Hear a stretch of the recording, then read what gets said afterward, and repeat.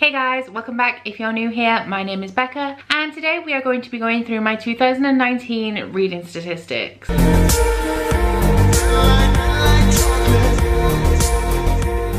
So in this video, I will be giving you all of the information about my reading in 2019, including how much money I spent on books, what types of books I've been reading, what genres I've been reading, whether or not I'm actually reading all of those library books I take out, and all sorts of fun stuff like that. Now, you guys are always asking me about my reading spreadsheet, so I will start off by giving you a little bit of information about that. The particular reading spreadsheet I downloaded from Ali from Hardback Hoarder at the beginning of 2019. She did make a video on it, so I will link that down below, but she has also made a brand new reading tracker for 2020, which I will also link below if you would like to look at that one. Now, if you do have that reading spreadsheet that I originally downloaded, throughout the course of this video, you will come to realize that I track a whole lot of stuff that is not included in that video. And I have had a few questions about all of that stuff as well. I have actually edited that tracker extensively to make it fit my own personal reading tastes and to track the data that I want to track. My reading spreadsheet is on Google Sheets, and I know the biggest problem you guys have that I had myself with using and adapting a reading tracker is how to use Google Sheets or Microsoft Excel, because with all the formulas you have to put in there to get it to work, it is honestly as difficult as reading a book in a language that you don't speak. So for all of you guys who have been looking into making your own reading spreadsheet or adapting one that you have downloaded, I may have something that can help you guys out, because this video has kindly been sponsored by Skillshare. Now, Skillshare is an online learning platform that is dedicated to the pursuit of knowledge and creativity. They have thousands of classes on there that cover a wide range of topics such as photography, arts and crafts, and even how to use specific computer programs like Microsoft Excel. As we've just headed into a brand new year, or a brand new decade even, it is now a time for a fresh start and setting goals. Because of that, I have been giving my reading spreadsheet a little bit of a makeover, which you will probably see at the end of 2020 when I make this video again. Now, as I said, the thing that I struggle the most with is the formulas, but I have been taking a class on Skillshare by Al Chen called Excel for the Real World, Gain the Basic Skills of Microsoft Excel, which goes into everything you need to build a spreadsheet, including setting it up, the formatting, and the formulas. But as somebody who has been learning to adapt this spreadsheet as I go along, I found this class invaluable as it's teaching me how to do things properly and even answering some questions that I hadn't even thought to ask yet. Now, Skillshare is extremely affordable as it works out at an average of less than $10 per month when you take out an annual subscription. However, if you're not quite ready to commit to that and you would like to see what Skillshare has to offer, I'm happy to say that if you head into the link in my description box, you will get 2 months free premium membership to Skillshare, which will give you unlimited access to everything Skillshare has to offer. Now, obviously, I would recommend that you do that because it's a really great deal. Skillshare is helping me to kickstart some progress on my 2020 goals, and it may just do the same for you. Now, getting into those statistics, I do have them on my phone, so I may be looking down a little bit during the course of this video, but we are going to start off simple with the amount of books that I read in 2019. So my Goodreads goal was 90 and I read 100 books. My spreadsheet shows that I read 101 actually, because I did read a little something that I entered into my spreadsheet but I did not add on to Goodreads, so the stats will represent 101 books, but for the purpose of Goodreads I did read exactly 100. I read a total of 37,325 pages, which was around 7,000 more than the year before, which is interesting because I only read 10 books more than I did the year previously, which if you work out the maths would make each additional book I read almost 700 pages long. So that just goes to show that I did read a whole lot more in 2019 than 2018. Because I have a significant amount of pages, it means that I didn't just end up reading a whole bunch of short books throughout the year. If we look at my books per month, my best month by far was June. I read 13 books, and as you can see, we took a massive nosedive in October when I read 4 books. That was my worst month of the year because that was the month that I moved house, and you can see I never quite recovered from that because I only read 6 books in November and December, which were joint for my second worst months of the year. For the ratings in 2019, I gave 37 5-star ratings, 1 4.5, 33 4-star ratings, 5 3.5, 18 3s, 6 2s and one 1.5. Now, as you can see here, I didn't read a lot of books that I didn't like in 2019, which is always a good thing. However, I have been talking a lot recently about how I'm going to be rating a little bit more harshly going forward, and that is because I don't think my rating system is accurately representing my personal taste in books. I had 37 5-star reads, and that is because a lot of the time I do try to rate objectively. So if I don't like a book all that much, but the reason for that is that it's not really for me, I will rate it slightly higher. However, all that is doing is giving me a really large amount of 5 and 4-star reads that aren't reflecting my personal reading taste, and so that's something I'm going to be changing in 2020. Now for the demographics, I read 52 adult books in 2019, which is pretty much dead on half of my reading. Now that is where I want it to be. I want to be reading 50% adult books, and the rest I want to be mostly young adult, as it is here we have 41 young adults. I think in 2018 35% of the books that I read were adult. As I'm getting older, I do want to be reading more adult fiction, but I do still really love young adult, so I think 50% adult is a good place for it to sit. As for the formats, as you can see, I pretty much read standard formatted novels, with 76 of the books I read last year being just standard books. My next biggest wedges are manga and audio. I find it interesting that I read more manga than I read graphic novels in 2019, because I actually read my first manga in 2019. 2018 I actually read a lot of graphic novels, so it is interesting that I only read 5 last year and that I actually listened to more audiobooks, which, if you know me, I'm not a huge audiobook person. I did also read 3 ebooks. If you guys know me, you know that I regularly dip in between standard novels and ebooks because I have a Scribd membership. So if they are classed as ebooks, that means that I read them solely on ebook and I do not own a physical copy. So realistically, I did read more ebooks because the majority of the books that I read, I do switch between ebook and physical, but there are only 3 that I solely read via ebook. And then the last thing we'd have is anthologies. I read 2 last year, which isn't surprising because I don't love them all that much. Now for these genres, I'm really sad that fantasy is only 45%. I read 46 fantasy books. That's a lot of fantasy. I do want that to be 50% because I am predominantly, as you can see, a fantasy reader. So I was a little bit sad that that finished at under 50, but I think a lot of the books that I read in the last couple of months of the year were weird choices for me, which is why that skewed a little bit low. Interestingly enough, the second biggest is contemporary still. I keep thinking that it's going to be sci-fi and it really never is. I did read 11 science fiction books, so not far behind. That would be the next biggest. And then the one that I read the least of was magical realism, which is unsurprising because that's not my favorite genre either. The places where I sourced these books from, 50% of them were for my own TBR that existed before the start of 2019, and that is represented by 51 books. I read 28 books that I hold in 2019, 15 library books, 5 books on Scribd, and 2 traveling books. So I think that's about where I want that to sit. I do want the majority of books I read to be from my own TBR. One of my 2020 goals is to get less books out from the library, so maybe that will decrease, we'll see. But this is one of the ones I'm not really sure how it should look, like how I want it to be balanced, but I think as long as I'm hitting at least 50% from my own TBR that has existed before I've started hauling books,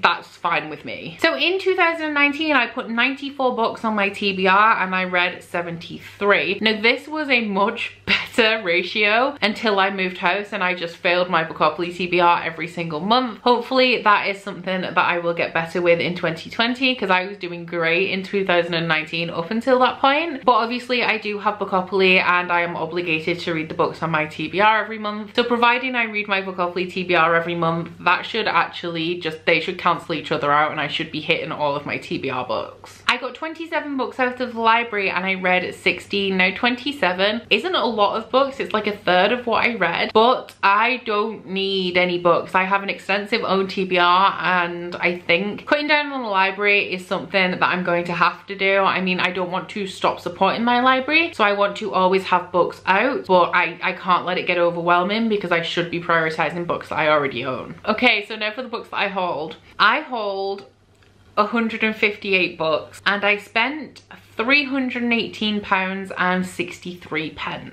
So £318 is a substantial amount of money, but spread throughout the year, it's not that much. It's less than £30 a month. And if we divide that amount by the amount that I acquired into my collection over the year, I spent an average of £2.02 per book, which ain't half bad. So now we're moving on to the stats that I wanted to keep an eye on last year and see how I need to improve going forward. So the first one is diversity and how diverse the books that I'm reading are. So the biggest wedge that we have is books with multiple diversity. 31 of the books that I read had more than one aspect of diversity, and so for example they had LGBT rep and POC rep. The next biggest slice is books with no diversity, which was 28, which seems like a lot, but that represents 27%. So 73% of the books that I read were diverse, which I think is good. I mean, ideally every book would have some form of representation in it, but I do read a lot of backlist books and it is not uncommon for them to have a cast of characters that are entirely white, straight and able-bodied. But I think 73% of books with some aspect of diversity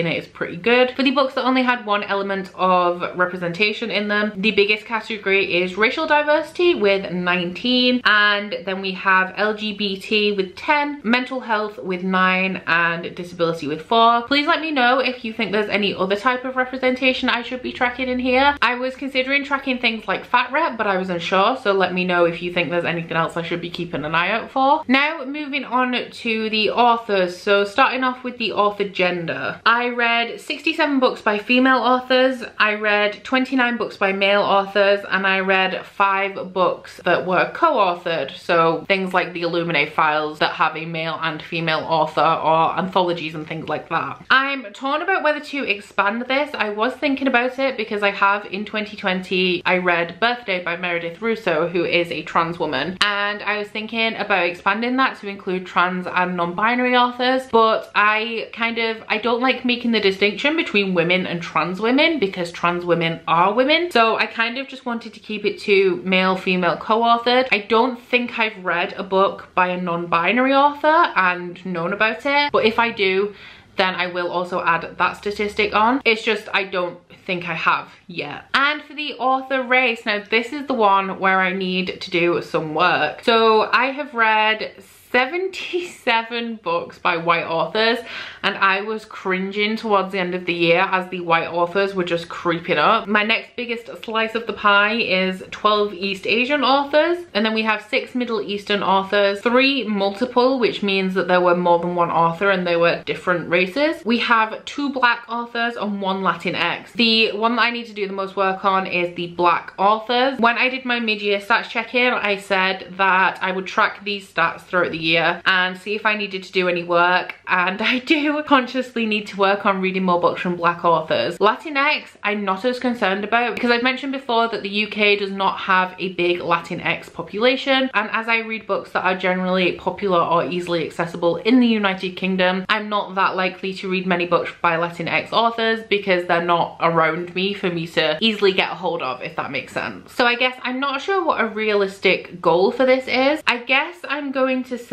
that I want to decrease the amount of books by white authors I'm reading to at least 70%, and I want to make sure that I'm making time for black authors and other authors of colour. I'm only going down to 70 because I want to do it gradually in increments. I mean, the publishing industry is slowly becoming more diverse, so over time that will naturally start to sort itself out, but right now in quantifiable goals that I set for myself, I think that's what we're going to be aiming for. Then we have my relationship to the author. So this is whether the books I've read have been by authors that I have never previously read from, authors that I'm familiar with, or debut authors. Now in the context of my spreadsheet, I class a debut author whose book I have read who only have that one book out, because for example Stephen King has over 70 books out, but if I read Carrie, that would be his debut book, but I don't count things like that. I only count it if they just have the one book out. So the majority I read were from authors that I had previously read from, from. However, if you think about it, if I read a book by an author for the first time today, by the time we get to December, if I finish a series that author has written, every time I read another book by that same author, it will be counted as an author that I have read from previously. It will just be the first book that's a new author. So if you think about it that way, it's kind of surprising that it was only 54% of authors I was familiar with, but that's pretty much a testament to how I'm not continuing with series when I've started them and I need to. 39 of the books I read were by authors that I'd never read from before, and 8 were debuts. I think I need to be reading a few more debut books, to be honest, but I also want to be reading backlists. Sometimes reading and getting everything to balance out, it's just it's a battle. It's a constant battle, but you know, you gotta make the best of what you've got and try and balance them. But I guess it's about priorities. I'm more focused on my backlist than I am new releases at the minute, so it would make more sense for me to have the known section to be a lot bigger than the debuts. And then the final stat that I track is publishers. I'm not going to read all of these out to you because, as you can see, it's a very big, it's a very colourful chart, but last year I was sorting publishers into the parent companies so that this graph did not get too crazy. However, I think I am going to be splitting it up into subsidiaries this year, because what I'm finding is that, for example, the publisher that I've read the most books from is HarperCollins with 22. However, it's not actually HarperCollins, it's Harper Voyager, which is their fantasy imprint. So I want to be splitting it up so I can see which publishers I'm reading from the most, because I would also like to build a few publisher relationships if possible this year. I mean, I'm a booktuber, so probably not in this country. After HarperCollins, I think we have Orion with 12 books, and then Bloomsbury with 9, and then there are just a few publishers that I've read 3 or 4 books from, and a couple of smaller publishers